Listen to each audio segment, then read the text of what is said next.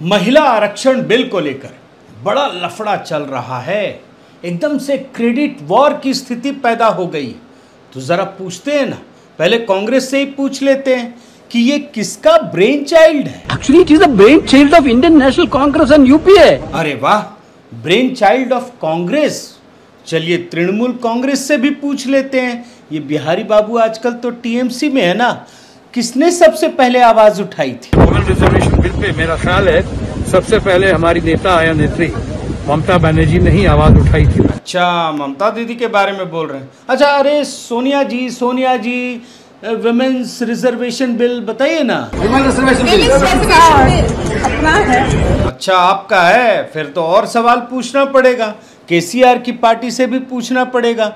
Madam, ये किसका brain child है? It is a brainchild of Honorable Devagowda ji to begin with, and he tried his best to introduce it. है ना मजेदार चीज दोस्तों। एक कहावत है कि शहर बसा नहीं और लुटेरे पहले से ही आ गए। अब ये वो वाले लुटेरे नहीं हैं, ये क्रेडिट वाला खेल है कि किसको क्रेडिट मिलेगा। लेकिन एक मजेदार चीज देखिए, जिसकी सरकार में, मतलब देवेगौड़ा की बात कह रहा हूं कि उनकी सरकार में पहली बार ये बिल पेश किया गया था, आखिर वो क्या कहते हैं इस बिल के बारे में, वो सुन लीजिए। I want to congratulate the Prime Minister. At least he has taken the decision yesterday in the cabinet. तो देखा आपने दोस्तों, क्रेडिट की लड़ाई चल रही है। लेकिन मैं आपको कुछ और टू विंडो दिखाता हूँ, बड़ा कॉन्ट्राडिक्शन से एक के साथ, मतलब तुरंत आप समझ में आ जाएगा। और ये जो कांग्रेस और तृणमूल कांग्रेस का खेल है ना, आज पार्टनर है दोनों पार्टियां, और पहले भी एक ही अलायंस का हिस्सा थी यूपीए का। टीएमसी कह रही है कि ममता ने ही, आप टू विंडो में देखिएगा, शत्रुघ्न सिन्हा ने कहा ना कि ये ममता ने ही सबसे पहले आवाज उठाई थी। पहले ये सुनिए। रिजर्वेशन बिल पे मेरा ख्याल है सबसे पहले हमारी नेता या नेत्री ममता बनर्जी ने ही आवाज उठाई। लेकिन जानते हैं दोस्तों, मार्च 2010 में जब ये महिला आरक्षण बिल लाया गया तो ममता ने बाइकॉट कर दिया। उनका विजुअल आगे मैं दिखाऊंगा, और सोनिया गांधी किस प्रकार से उस बात को रखती हैं, उनका पुराना बयान उस समय का दिखा रहा हूं, देख लीजिए। Mamta ji also absented from the whole voting process. Are you? Well, I don't have details of that particular happening. I will find out and speak to her. लेकिन जानते हैं, झूठ सिर्फ तृणमूल कांग्रेस ने नहीं बोला, बल्कि कांग्रेस ने भी बोला। और सदन के पहले ही दिन में अमित शाह, जो केंद्रीय गृह मंत्री हैं, उन्होंने सबके सामने चुनौती दी अधीर रंजन चौधरी, जो कांग्रेस के नेता प्रतिपक्ष हैं, कि आप झूठ बोल रहे हैं, आप करेक्ट नहीं बोल रहे हैं। अगर वो सही है तो आप दस्तावेज सदन में रखिए। पहले आपको मैं अधीर रंजन चौधरी का बयान सुनाता हूं, क्या क्या दावे कर दिए इन्होंने। कांग्रेस की सरकारों ने लगातार प्रयास किया कि महिला आरक्षण का बिल पास हो, कानून बने। राजीव जी की सरकार, नरसिम्हा राव जी की सरकार, फिर डॉक्टर मनमोहन जी की सरकार, अलग अलग सरकारों ने अलग अलग समय पर अपनी हैसियत के अनुसार उसको पास कराने की प्रयास किया। डॉक्टर मनमोहन सिंह की सरकार के वक्त जो ये बिल आया वो आज तक जीवित है, राज्यसभा में पास हुआ है। अब आपको मैं दूसरे विंडो में केंद्रीय गृह मंत्री उसी समय टोक कर कहा, कांग्रेस की पूरी कुंडली खोल दी। एक नहीं, दो नहीं, कई झूठ बताए कि इन्होंने कहा है। सुन लीजिए। माननीय निरंजन जी ने जो कहा वो फैक्चुअली इनकरेक्ट है कि पुराना बिल अभी भी जीवित है। मेरी स्पष्ट जानकारी है कि पुराना बिल लैप्स कर गया है। अधीर रंजन जी ने जो कहा है उसके समर्थन में उनके पास कोई डॉक्यूमेंट है तो टेबल पर रखने चाहिए। एक, या तो उन्होंने स्टेटमेंट विड्रॉ करना चाहिए। दूसरा, उन्होंने कहा कि इस बिल को लोकसभा ने भी कभी पारित किया था राजीव गांधी जी के समय में, कभी नहीं हुआ है। देख रहे हैं ना, है ना मजेदार चीज। और ये लोकसभा की कहानी है कि लोकसभा में केंद्रीय गृह मंत्री ने नेता प्रतिपक्ष की पोल खोली, तो राज्यसभा में आइए, वहां भी कमाल कर दिया। यहां तो केंद्रीय वित्त मंत्री निर्मला सीतारमण ने सीधे कांग्रेस अध्यक्ष की कुंडली खोल दी। और क्यों? कि जो कांग्रेस अध्यक्ष है मल्लिकार्जुन खड़गे, वो जानते क्या कह रहे थे कि जितनी पार्टियां हैं वो जो महिलाएं चुनती हैं बैकवर्ड क्लास से, वो कमजोर होती हैं। पहले ये बयान सुनिए। बैकवर्ड क्लास के लेडीज में, शेड्यूल कास्ट लेडीज में उतने पढ़े लिखे नहीं है और उनकी लिटरेसी लिटरेसी ये भी साक्षरता भी कम है। वो कम रहने के वजह से और सभी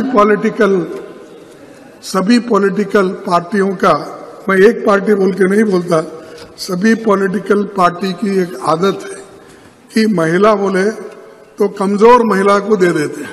मुझे मालूम है शेड्यूल कास्ट के लोगों को, बैकवर्ड के लोगों को किस ढंग से पार्टियां चुनती है। जिक्र है ना दोस्तों, लेकिन उसी सदन में वित्त मंत्री निर्मला सीतारमण ने साफ कहा, खड़गे साहब को चुनौती देते हुए, कि हमारी जो राष्ट्रपति है ना, पिछड़ी जाति से हैं, वो एक सशक्त महिला है और इस पार्टी में, भारतीय जनता पार्टी में जितने भी सांसद हैं वो भी सशक्त नेतृत्व है, वुमेन लेड डेवलपमेंट का उदाहरण है। बयान सुनिए। We respect the leader of the opposition, but to make a sweeping statement that all parties choose women who are not effective is absolutely unacceptable.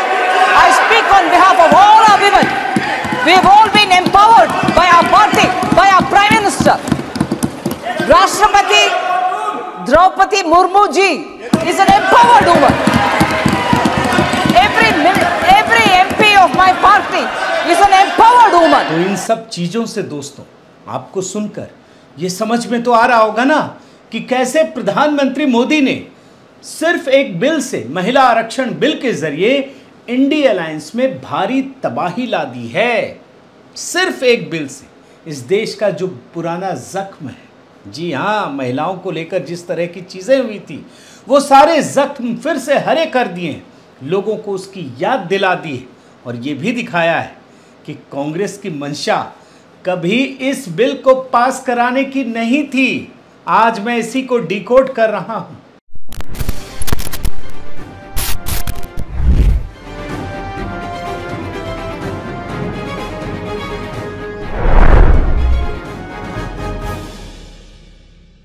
साथियों नमस्कार, मैं हरिश्चंद्र बर्णवाल। प्रधानमंत्री मोदी ने नई संसद, मतलब संसद का जो नया भवन है, उसमें पहले दिन जब महिला आरक्षण बिल को पेश किया मोदी सरकार ने, तो एकदम से क्रेडिट लेने की होड़ लग गई, हर पार्टी लगी हुई है। लेकिन कांग्रेस का विशेष तौर पर जिक्र करना ज़रूरी है दोस्तों, क्योंकि कांग्रेस के लिए तो बहुत बड़ी चीज़ है ना, वो तो नेहरू तक ले गए, राजीव गांधी पता नहीं कहाँ कहाँ लेकर चले गए, आप देख ही रहे हैं इनमें। लेकिन श्रेय भी नहीं है, मैं आपको वो दिखाऊंगा आगे कि अगर ये कांग्रेस कह रही है ना कि मेरा श्रेय है, हम लेकर आए, तो वो श्रेय नहीं है, वो मैं आगे आपको दिखा दूंगा।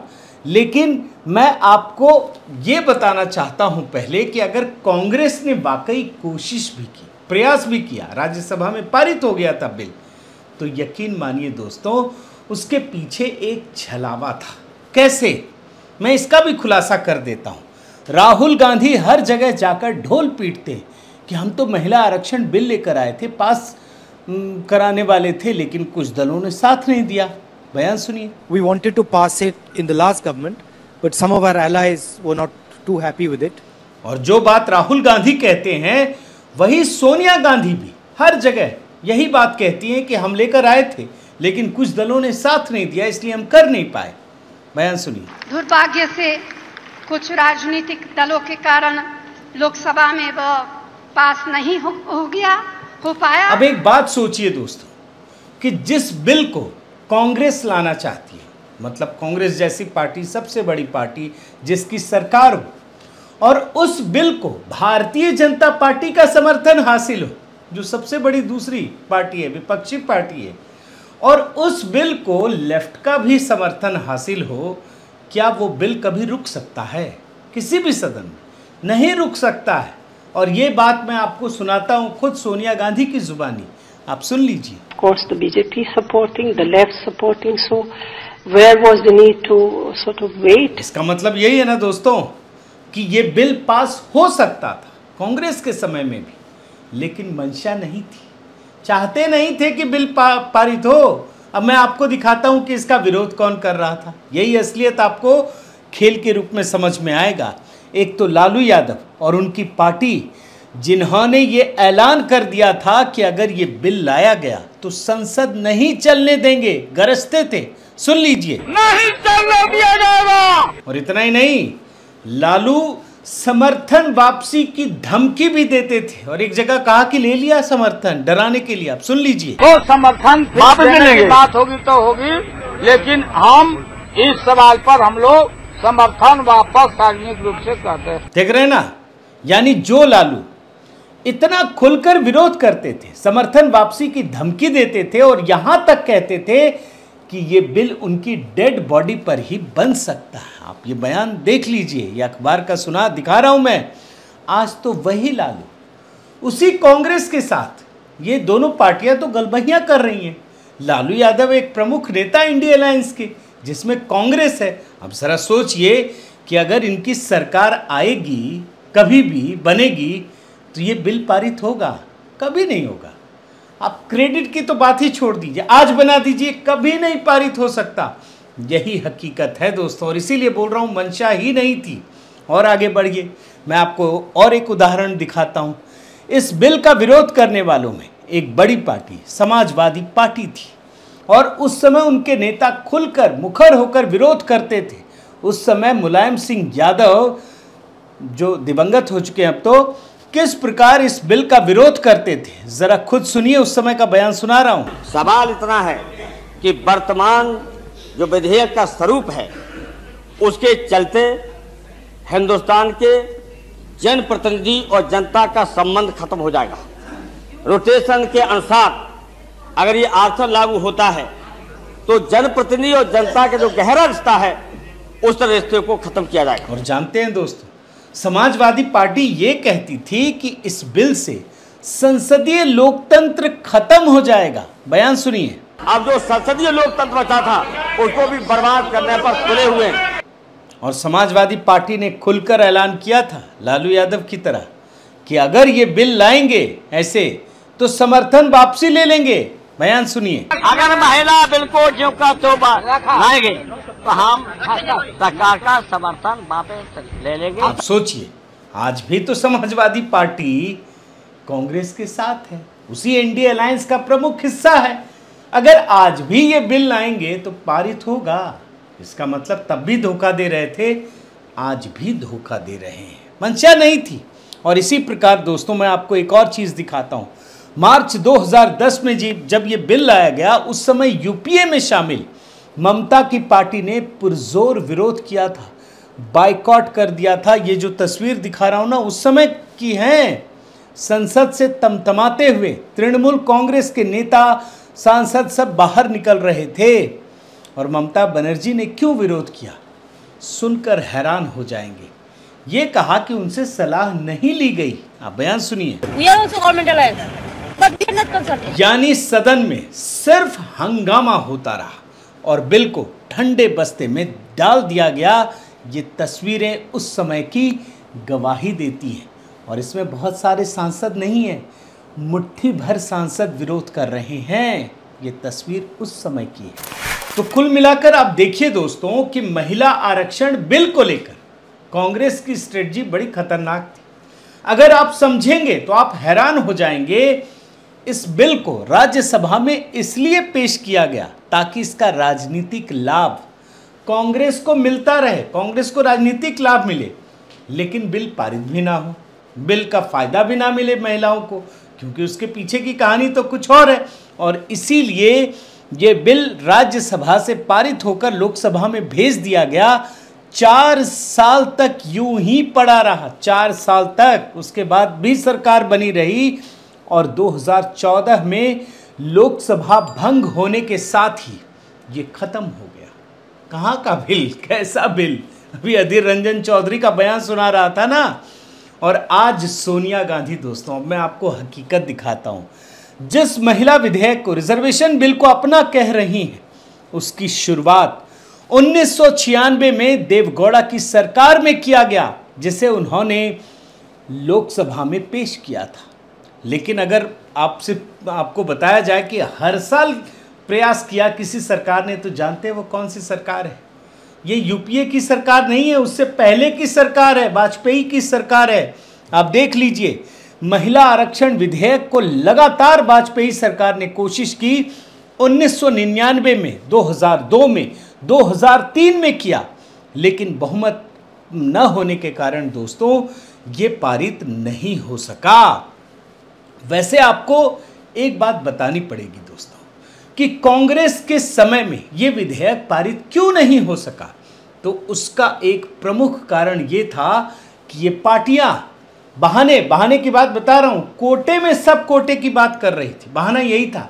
लेकिन अगर आप प्रमुखता से सुने तो सब एक बात जरूर कह रहे थे कि मुस्लिम आरक्षण भी होना चाहिए महिलाओं में, और सब इसके लिए दोस्तों अलग अलग तर्क गढ़ रहे थे। तुष्टीकरण वाला खेल था इसमें भी, और इसीलिए ये नहीं हो रहा था। और तुष्टीकरण की जो जन्मदाता है कांग्रेस, वो कैसे पास होने दे, उसकी मंशा कैसी रही होगी आप समझ सकते हैं ना। और ये तो वो पार्टी है ना जो कहती थी कि देश के संसाधनों पर पहला हक मुस्लिमों का है। मगर एक मज़ेदार चीज़ आपको दिखाता हूं, और वो भी 2 विंडो में। आज कांग्रेस के नेता, जो प्रतिपक्ष नेता हैं अधीर रंजन चौधरी, एकदम से मोदी सरकार को घेरने के लिए क्या करते हैं, संविधान की प्रति लाएंगे, दिखाएंगे। और जानते हो, बोल रहे थे प्रियम्बल में क्या लिखा है, we the people of India. उसमें कोई धर्म नहीं है, नाम ले रहे हैं वो, हिंदू मुस्लिम क्रिश्चियन ये सब नहीं है, सिर्फ we the people of India. मैं 2 विंडो में दूसरी चीज भी सुनाऊंगा, पहले ये बयान सुन लीजिए। इसमें लिखा है we the people of India.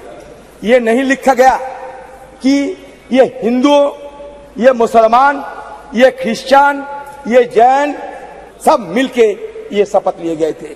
मगर आप दूसरे विंडो में देखिए दोस्तों, जो ये ज्ञान अभी हो रहा है, मोदी सरकार में हो रहा है, वो ज्ञान मनमोहन सरकार में कहां चला गया था, जब पूर्व प्रधानमंत्री मनमोहन सिंह खुलेआम बोल रहे थे कि इस देश के संसाधनों पर पहला हक अल्पसंख्यकों का है, और उसमें भी मुस्लिम का वो जिक्र करते हैं, तब वी द पीपल याद नहीं आया। ये बयान सुनिए। We will have to devise innovative plans to ensure that minorities, particularly the Muslim minority, are empowered to share equitably in the fruits of development. They must have the first claim on our resource. कुल मिलाकर देखें दोस्तों तो प्रधानमंत्री मोदी ने महिला आरक्षण bill के जरिए इंडी अलायंस के उस बुलबुले में सुई चुभोने का काम किया है, जिसे मीडिया या पीआर के जरिए एकदम बड़ा सा फुलाने की कोशिश की गई थी। सिर्फ मीडिया के जरिए उसमें इन्होंने सुई चुभो दिया है। यानी मोदी जी ने सिर्फ एक बिल के जरिए इंडी अलायंस की 28 पार्टियों का शिकार कर लिया है। और ये बात क्यों कह रहा हूं, क्योंकि कांग्रेस भी चाहती तो पास करवा सकती थी, उसकी नीयत साफ नहीं थी, और इसीलिए भाजपा और लेफ्ट का सहयोग मिलने के बाद भी वो पारित नहीं करवा सकी। लेकिन मोदी जी की नीयत ठीक है, और इसीलिए राज्यसभा में बहुमत, पूर्ण बहुमत और संविधान संशोधन करना पड़ेगा। 2/3 बहुमत न होने के बाद भी वो पारित करवा ले जाएगी। और इस बिल में तो आधे राज्यों की सहमति भी ज़रूरी है, और आप यकीन मानिए उनको पूरा विश्वास है क्योंकि उनकी नीयत में खोट नहीं है, तो ये पारित हो जाएगा।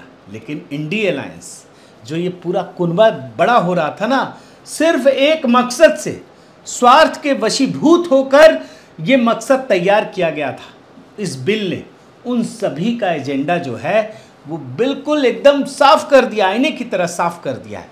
तो देखते चले जाइए दोस्तों आने वाले दिनों में क्या कुछ होता है। बहुत बहुत धन्यवाद। आपसे निवेदन है साथियों कि आप मेरे इस चैनल को ज़रूर सब्सक्राइब कीजिए, लाइक कीजिए, शेयर कीजिए, कमेंट कीजिए और इस बेल आइकन को प्रेस करना मत भूलिएगा। नमस्कार।